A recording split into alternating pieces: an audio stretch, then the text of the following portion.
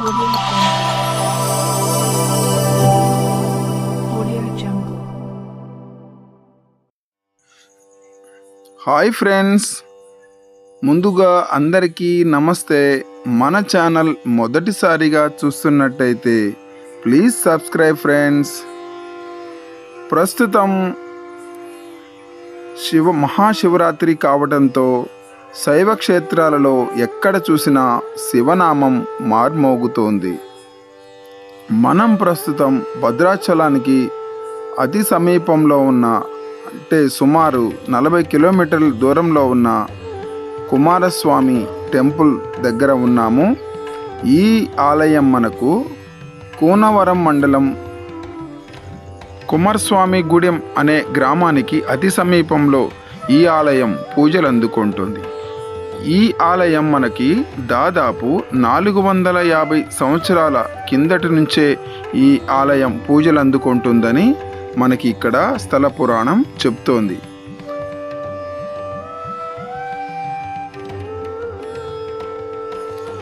Friends, మనకి ఎదురుగా కనిపిస్తున్న ఆ ఆలయమే కుమారస్వామి ఆలయం. ఒక పర్వతం పైన ఈ ఆలయం స్వయంభుగా వెలిశారని మనకి ఇక్కడ చాలామంది భక్తులు చెప్తున్నారు. ఇది మనకి గోదావరి నది ఒడ్డున కొలువై ఉన్న కుమారస్వామి వారి ఆలయం. ఎంతోమంది భక్తులు ఇక్కడ కాలినడకన ఆ ఆలయానికి చేరుకుంటున్నారు.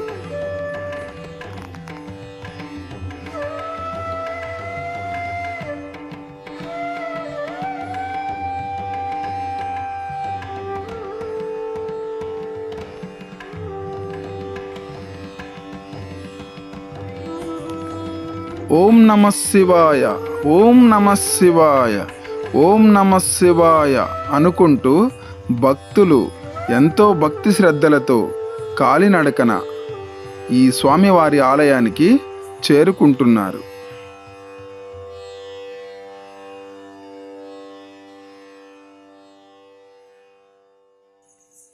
ఎంతో పవిత్రమైన నది గోదావరి నది అని అంటుంటారు.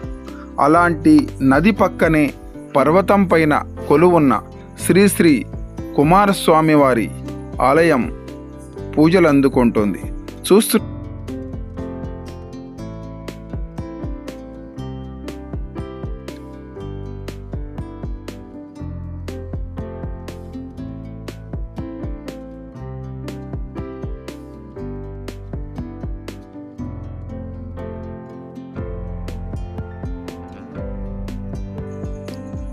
చక్కని వాతావరణం, చల్లని గోదావరమ్మ తల్లి వడిలోన పక్కనే వెలసిన కుమారస్వామి వారి గుడికి రావడానికి ఇక్కడున్న చుట్టుపక్కల గ్రామాల ప్రజలు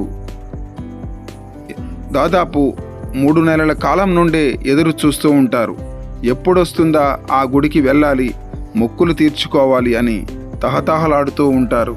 ఎందుకంటే ఇక్కడ స్వామివారికి ఎంతో శక్తి ఉంటుందని అపార నమ్మకం ఇక్కడున్న ప్రజలకి. చూస్తున్నారు కదా, మోకాళ్ళ నోతులో గోదావరి నదిని దాటుతూ స్వామివారి ఆలయానికి చేరుకుంటున్నారు.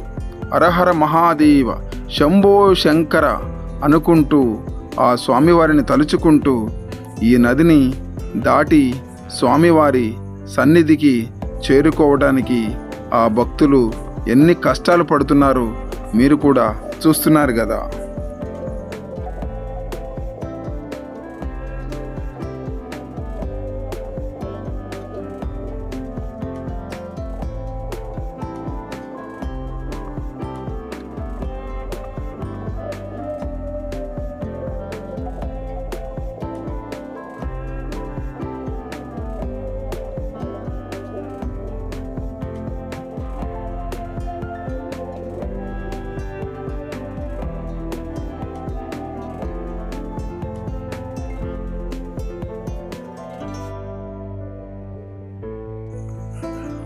మనకి కనిపిస్తున్న ఈ చిన్ని గుడారాలు వలస కూలీలవి. వీరు పక్క రాష్ట్రాల నుండి వచ్చి ఇక్కడ ప్రత్తి, మిరప మరియు మొక్కజొన్న పంటలకు పనిచేయుటకు దాదాపు 2-3 నెలల కాలం పాటు ఇక్కడే ఉండి పని చేసుకొని వెళ్తారు.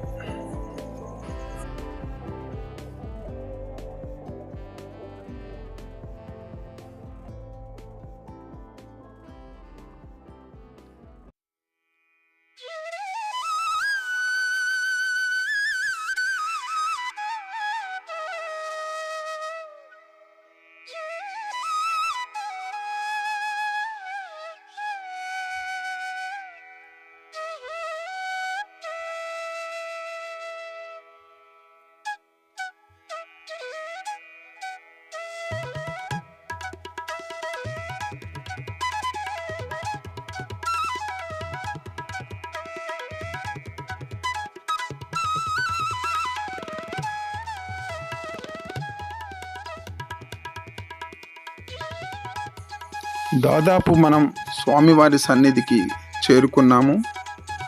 ఎటు చూసిన సుందర ప్రదేశము, ఆహ్లాదకరమైన వాతావరణం, పక్కనే చిన్న పర్వతం పైన కొలువున్న శ్రీ స్వామివారి ఆలయం ఎంత చక్కగా ఉంటుందంటే ఇక్కడ ప్రశాంతమైన వాతావరణం. ఇక్కడికి ఒక్కసారి వచ్చి స్వామివారిని దర్శించుకుంటే జన్మ జన్మల పాపం మటుమాయం అవుతుంది అని ఇక్కడ భక్తులు చెప్తున్నారు.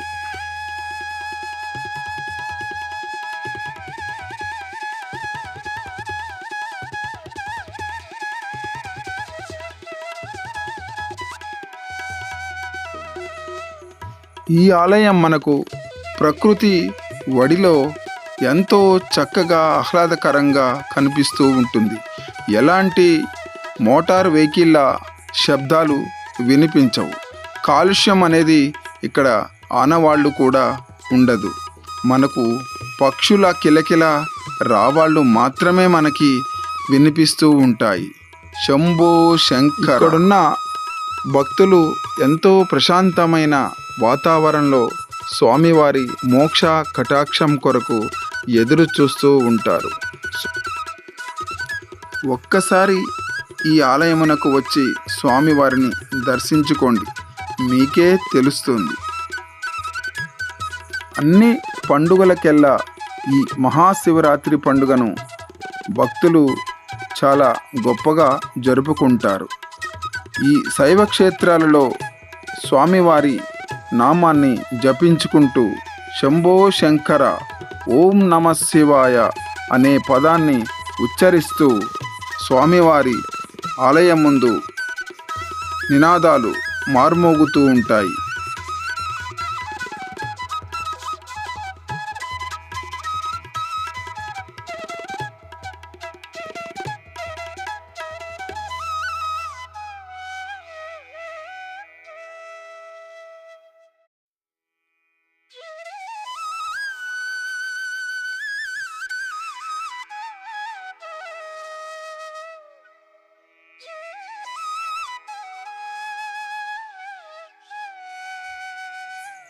చూస్తున్నారు కదా, భక్తులు ఎంతో భక్తి శ్రద్ధలతో కానుకలు ఇచ్చుకుంటున్నారు, టెంకాయలు కొడుతున్నారు, హారతులు ఇస్తున్నారు.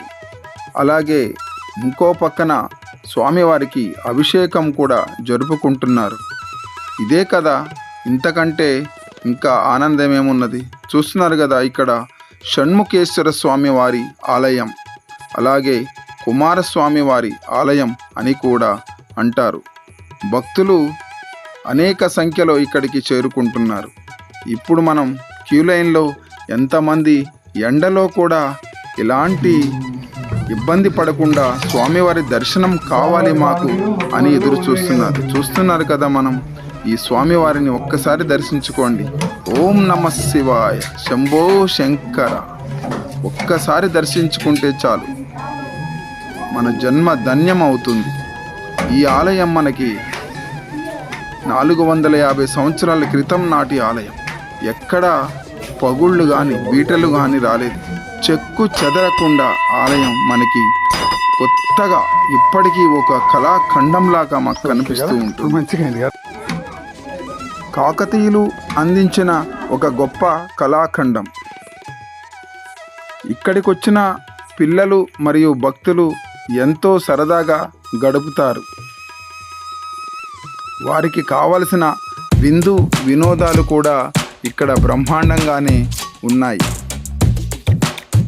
ఇక్కడున్న చుట్టుపక్కల గ్రామాలకు ఈ మహాశివరాత్రి గొప్ప పండుగ, అలాగే ఒక తిరునాళ్ళ లాంటిది. అందుకే చాలా ఆనందంగా ఈ ఒక్కరోజు చాలా ఆనందంగా గడుపుతారు. అలనాడు కాకతీయులు ఎక్కువగా శివుణ్ణి ఆరాధించేవారు. అందుచేత వారు పూజల కొరకు గోదావరి నది పొడవున ఈ శైవ క్షేత్రాలను నిర్మించుకుంటూ వెళ్ళారు. వారు నిర్మించిన ఆలయాలు మనకి ఇప్పటికీ వారసత్వంగా ఉండిపోయి ఈ రోజు వరకు కూడా పూజలు అందుకుంటున్నాయి ఈ దేవాలయాలు. ఇప్పుడున్న భక్తులు అలాగే వారికి కావలసిన పిల్లలకు కావలసిన ఆనందోత్సాహాలతో ఇక్కడ ఎంతో సరదాగా ఈ స్వామివారి ముందు గడుపుతున్నారు. పూర్వకాలం కూడా ఇక్కడికి వచ్చే భక్తులని ఆనందింప చేయడం కోసం ఇక్కడ నాటక ప్రదర్శన చేసేవారు. ఆ తర్వాత కాలం నాడు తోలుబొమ్మలాట కొంతకాలం నడిచింది.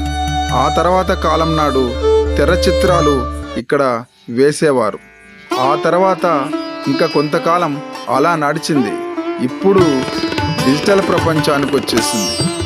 ఇప్పుడంతా విందు వినోదం అన్నీ మారిపోయాయి.